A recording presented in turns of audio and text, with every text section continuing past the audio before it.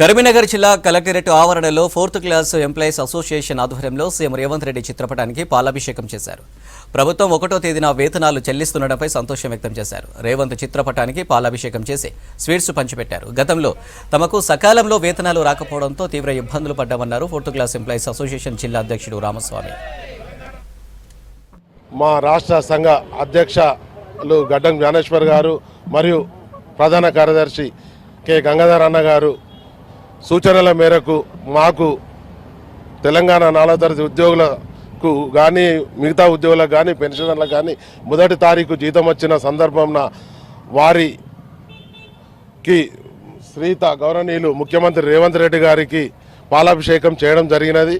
ఇక ముందు కూడా మా డిఏలు మిగతా పెండింగ్ బిల్లులు కూడా చేయాలని వారిని మనసారా మా తెలంగాణ 4వ తరగతి ఉద్యోగుల కరీంనగర్ జిల్లా పక్షాన వారిని కోరుచున్నాము.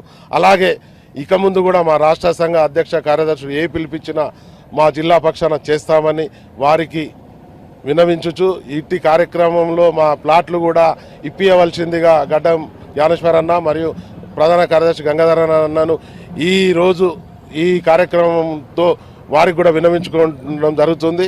కావున ఈ ప్లాట్లను కూడా తొందరగా చేసి సీఎం రేవంత్ రెడ్డి గారితో మాట్లాడి తొందరగా ప్లాట్లు కూడా ఇప్పియవలసిందిగా వేడుకొంచున్నాము. ఈ